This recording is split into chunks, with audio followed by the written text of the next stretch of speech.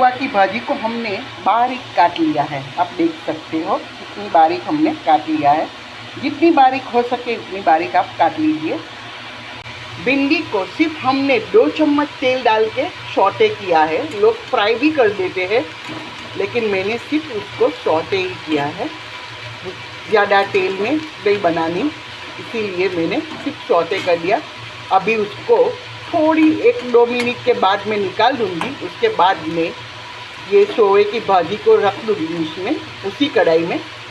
ये भिंडी को बाहर निकाल दूँगी दूसरे बर्तन में, और इसमें तेल डाल के मैं आगे क्या करती हूँ दिखाती हूँ। हमने कढ़ाई में 3 चम्मच तेल डाल दिया है, और उसमें हम ये लहसुन की पेस्ट डालेंगे। पेस्ट के बदले अगर लहसुन बारीक कटा हुआ हो तो और भी अच्छा।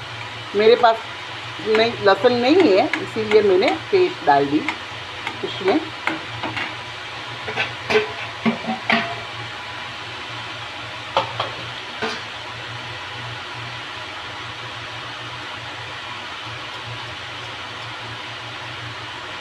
और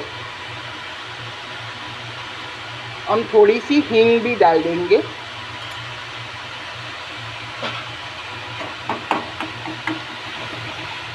अच्छी तरह से थोड़ा पकने देंगे।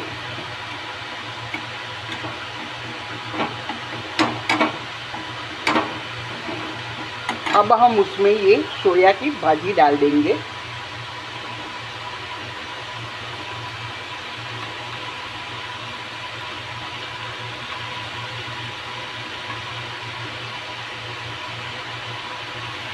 और अच्छी तरह से मिला लेंगे।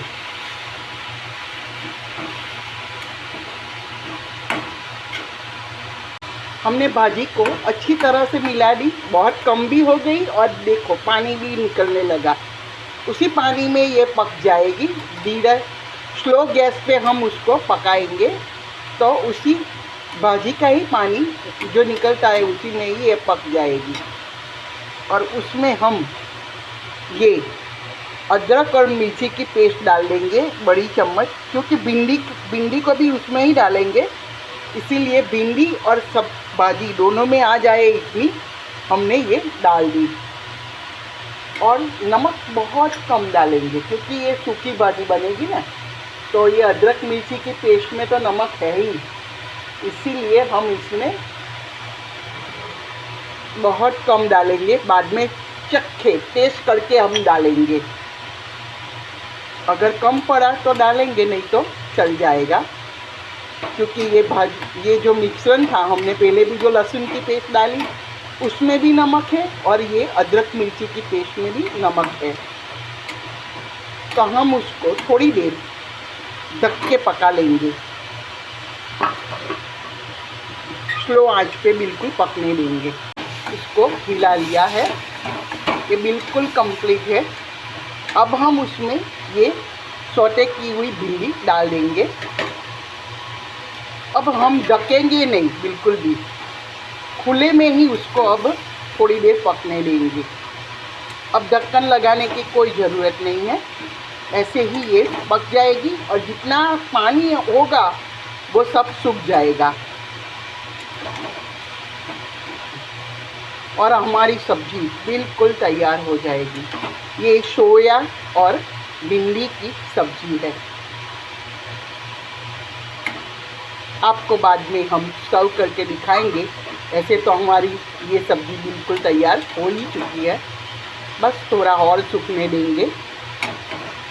ढकना नहीं है, अब बिना ढक के ही जितना पानी होगा उतना सूखने देंगे।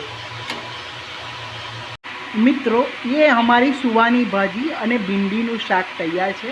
इसके साथ हमने भाकरी बनाई है।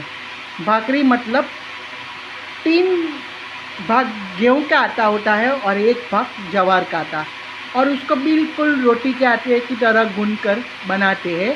लेकिन उसको जब सेकते हैं हम तावी पे, तो रोटले की तरह सेकते हैं। जैसे ज्वार, मक्काई, बाजरे का रोटला जैसे पकाते हैं उसी तरह से हम पकाते हैं। और ये इसको मैं अचार के साथ सर्व कर रही हूँ। आप ऐसे ही खा सकते हैं, किसी भी सलाद या पापड़ पापड़ी या कोई भी दूसरी चीज़ के साथ, दाल चावल के साथ भी खा सकते हैं, पराठे के साथ, पूरी के साथ भी खा सकते हैं। ये सुआ भाजी और भिंडी के साथ की रेसिपी अगर आपको पसंद आई हो तो लाइक कीजिए, शेयर कीजिए, सब्सक्राइब कीजिए। थैंक यू फॉर वॉचिंग मित्रों। जय श्री कृष्ण।